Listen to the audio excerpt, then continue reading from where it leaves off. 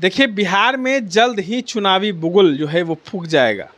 जी हाँ, कुछ दिनों के बाद जो है बिहार में आचार संहिता लग जाएगी, चुनाव की घोषणा हो जाएगी और कल देर शाम जो है मुख्य चुनाव निर्वाचन पदाधिकारी जो हैं ज्ञानेश कुमार वो बिहार पहुंचे थे। बिहार में अब चुनावी मूड में पूरे लोग आ गए हैं। हमारे साथ पूर्व आईपीएस अधिकारी अमिताभ कुमार दास हैं। ज्ञानेश कुमार कल जो है देर शाम पटना पहुंचे हैं, मुख्य चुनाव आयुक्त हैं और किस तरीके से बिहार में निष्पक्षता से चुनाव हो इसकी तैयारी में लगे हुए। क्या लगता है कि जिस तरीके से राहुल गांधी वोट चोरी का लगातार आवाज़ उठा रहे हैं, तेजस्वी यादव उठा रहा है, ये चीज़ को क्या ज्ञानेश कुमार पारदर्शिता से करा पाएंगे?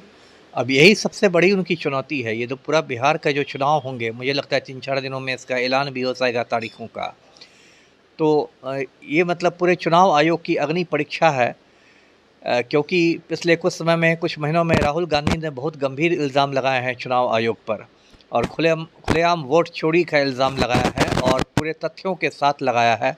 पहले उन्होंने कर्नाटक में बेंगलोर सेंट्रल एक सीट है, वहाँ की विधानसभा सीट महादेवपुरा का उदाहरण दिया।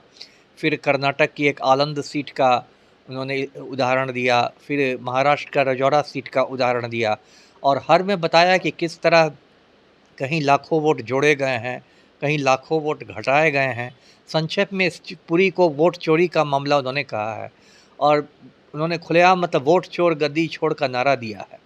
और 17 अगस्त से 1 सितंबर तक राहुल गांधी ने बिहार में वोटर अधिकार यात्रा की थी और उसमें काफ़ी जन सैलाब उमड़ा, बहुत जन समर्थन मिला और उसमें लगातार ये इल्ज़ाम लगाया जाता है मतलब इंडिया गठबंधन की ओर से कि भाजपा और चुनाव आयोग कहीं ना कहीं मिलकर वोट चोरी करते हैं और पिछले दरवाजे से भाजपा की सरकारें बनाई जाती है। कि जब हमने ये सवाल प्रशांत किशोर से भी पूछा था तो वो कह रहे थे कि वो दूसरे राज्यों की सबूत दे रहे हैं, बिहार की सबूत नहीं दे रहे।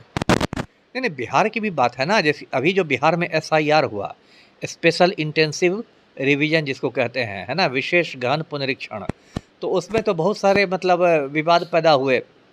मतलब चुनाव आयोग ने कहा कि सुप्रीम कोर्ट में चूँकि सुनवाई चल रही है तो चुनाव आयोग ने कहा कि 65 लाख लोगों के नाम काटे गए हैं।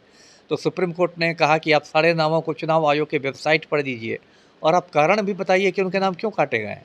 फिर चुनाव आयोग को एक और फटकार लगी सुप्रीम कोर्ट की ओर से कि चुनाव आयोग ने मूल रूप से जो 11 दस्तावेज़ों को कहा था कि आपके जन्म प्रमाण पत्र के रूप में मान्य होंगे, उसमें आधार कार्ड को शामिल नहीं किया गया था। जबकि ये बहुत मोटी बात है, आधार कार्ड को शामिल करना चाहिए, वो भारत सरकार का दस्तावेज़ है। बाद में सुप्रीम कोर्ट ने फटकार लगाई, तब जाके आधार कार्ड को शामिल किया गया। तो इस तरह और चुनाव आयोग के इस पर भी सवाल हुआ है। बहुत सारे यूट्यूबर्स, बड़े बड़े यूट्यूबर्स ने बिहार में रिपोर्टिंग की थी कि किस तरह BLO लोग बिल्कुल ढेर फॉर्म लेके बैठे हुए हैं और एक ही BLO सब पर बैठ के दस्तखत कर रहा है। लोगों ने देखा होगा, खास के अजीत अंजुम की बहुत सारी रिपोर्टिंग आई थी, उन पर बेगूसराय प्रशासन ने FIR तक करवा दिया था। तो बिहार में भी बहुत सारा जो आप कह सकते हैं ये हुआ है, झोल झाल हुआ है और इसको लेके तेजस्वी ने एक तरह से चुनाव आयोग को मतलब चेतावनी भी दी है। तेजस्वी ने कहा है कि वोट चोरी होगी तो याद रखिए चुनाव आयोग की बिहार नेपाल से सटा ही हुआ है। मतलब वो नेपाल वाले हालात बिहार में वही कि बिहार नेपाल से सटा ही हुआ है, ज़्यादा दूर नहीं है। मतलब तेजस्वी ने चुनाव आयोग को चेतावनी दी कि वोट चोरी होगी तो यहाँ भी जनजी क्रांति हो जाएगी बिहार में भी। तो इसलिए इस बार चुनाव आयोग के सामने बहुत बड़ी चुनौती है। अब देखना पड़ेगा कि उसमें कितना आयोग खरा उतरता है। जी, आयोग ने कहा है कि हम लोग जो है पूरी पारदर्शिता के साथ चुनाव कराएंगे। खुद ज्ञानेश कुमार अब बिहार आ गए, लगातार बैठकें चल रही हैं, जल्द चुनाव की घोषणा हो जाएगी। क्या आपको लग रहा है कि पारदर्शिता हो पाएगी? देखिए, बहुत ज़्यादा तो उम्मीद मुझे नहीं है। मैं व्यक्तिगत रूप से बहुत निराश हूँ चुनाव आयोग से और चुनाव आयोग को आप सिर्फ मैं ही नहीं, पूरा देश निराश है। आप देखेंगे सोशल मीडिया पर लोगों ने चुनाव आयोग को चूना आयोग कहना शुरू कर दिया है कि मतदाताओं को चूना लगाता है। कुछ लोगों ने इसका नाम केंचुआ रख दिया है, यानी केंद्रीय चुनाव आयोग। खुद ज्ञानेश कुमार व्यक्तिगत रूप से बहुत सारे विवादों में हैं। उनकी बेटी UP कैडर की IAS है और उसको अभी कुछ समय पहले नोएडा का DM बना दिया गया है, गौतम बुद्ध नगर का DM। तो उन पर लगातार सवाल हो रहे हैं कि इतना महत्वपूर्ण पद उनकी बेटी को सौंपा गया है क्योंकि वो भाजपा की मदद कर रहे हैं, इसलिए भाजपा शासित UP में उनकी बेटी को नोएडा का DM बनाया गया है। और इसके पहले जो थे राजीव कुमार मुख्य निर्वाचन आयुक्त, वो भी काफ़ी विवादों में थे। तो देखिए, चुनाव आयोग एक संवैधानिक संस्था है। भारत के संविधान में अनुच्छेद 324 में चुनाव आयोग को गठित किया गया है और देश का सबसे बड़ा जनतंत्र, दुनिया का सबसे बड़ा जनतंत्र है, तो वहाँ चुनाव को कराना चुनाव आयोग की प्राथमिकता है, स्वतंत्र और निष्पक्ष कराना। और इस मैं उम्मीद करता हूँ कि ज्ञानेश कुमार और उनकी जो टीम है, बाकी दो जो आयुक्त हैं, वो इस पर खरा उतरेंगे। जी। चलिए, अब देखना ये होगा कि चुनाव कितना निष्पक्ष होता है। इस तरह के तमाम अपडेट्स के लिए बने रहे इनसाइडर लाइव के साथ। धन्यवाद। ये मतलब पूरे चुनाव आयोग की अग्नि परीक्षा है, क्योंकि पिछले कुछ समय में, कुछ महीनों में राहुल गांधी ने बहुत गंभीर इल्ज़ाम लगाए हैं चुनाव आयोग पर, और खुलेआम वोट चोरी का इल्ज़ाम लगाया है और पूरे तथ्यों के साथ लगाया है। पहले उन्होंने कर्नाटक में बेंगलोर सेंट्रल एक सीट है, वहाँ की विधानसभा सीट महादेवपुरा का उदाहरण दिया। फिर कर्नाटक की एक आलंद सीट का उन्होंने उदाहरण दिया। फिर महाराष्ट्र का रजौरा सीट का उदाहरण दिया, और हर में बताया कि किस तरह कहीं लाखों वोट जोड़े गए हैं, कहीं लाखों वोट घटाए गए हैं। संक्षेप में इस पूरी को वोट चोरी का मामला उन्होंने कहा है, और उन्होंने खुलेआम मतलब वोट चोर गद्दी छोड़ का नारा दिया है। और 17 अगस्त से 1 सितंबर तक राहुल गांधी ने बिहार में वोटर अधिकार यात्रा की थी, और उसमें काफ़ी जन सैलाब उमड़ा, बहुत जन समर्थन मिला।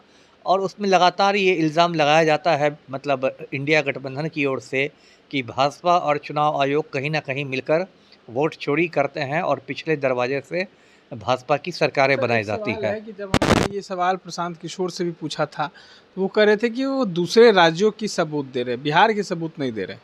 नहीं नहीं, बिहार की भी बात है ना। जैसे अभी जो बिहार में SIR हुआ, स्पेशल इंटेंसिव रिवीजन जिसको कहते हैं, है ना, विशेष गहन पुनरीक्षण, तो उसमें तो बहुत सारे मतलब विवाद पैदा हुए।